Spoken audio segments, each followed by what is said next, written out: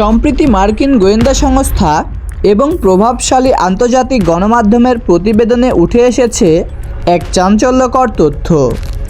গোয়েন্দাদের দাবি, ইরানের কুখ্যাত রেভলিউশনারি গার্ডস কর্পোরেশন বা আইআরজিসির সাথে যুক্ত বিশেষ কিলার বাহিনী বা গুপ্তঘাতক নেটওয়ার্ক আমেরিকার মূল ভূখণ্ডে গোপন অপারেশন পরিচালনার পরিকল্পনা করছে।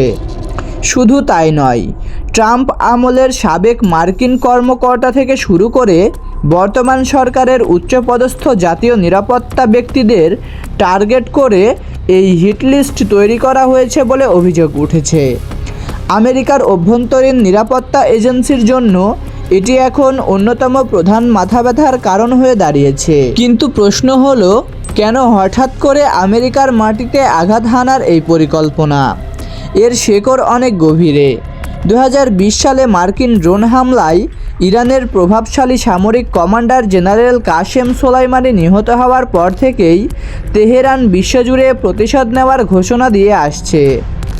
ইরানি নীতি নির্ধারকরা বারবার বলে আসছেন, এই হত্যাকাণ্ডের সাথে জড়িত মার্কিন কর্মকর্তাদের বিচারের আওতায় আনা হবে, সেটা আইনি প্রক্রিয়ায় হোক কিংবা অন্য কোনো উপায়ে।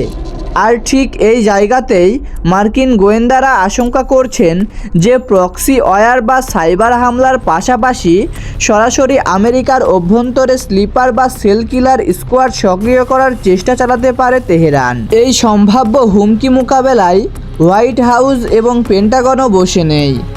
মার্কিন প্রশাসন ইতিমধ্যেই দেশের অভ্যন্তরে হাই প্রোফাইল ব্যক্তিদের নিরাপত্তা জোরদার করেছে। এফবিআই এবং সিক্রেট সার্ভিস যৌথভাবে সম্ভাব্য হুমকিগুলো নিবিড়ভাবে পর্যবেক্ষণ করেছে।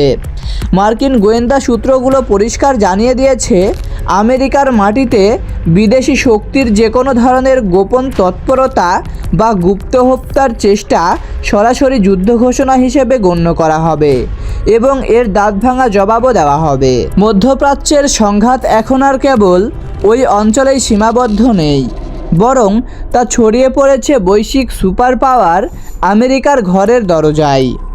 মধ্যপ্রাচ্যের প্রক্সি যুদ্ধের আগুন কি তবে এবার সরাসরি মহাশক্তিগুলোর মূল ভূখণ্ডে ছাপিয়ে পড়বে?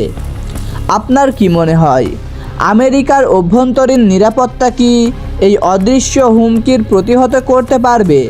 কমেন্ট করে আপনার মূল্যবান মতামত জানিয়ে দিন এবং ভিডিওটি ভালো লাগলে লাইক ও শেয়ার করুন এবং চ্যানেলটি সাবস্ক্রাইব করে আমাদের সাথেই থাকুন।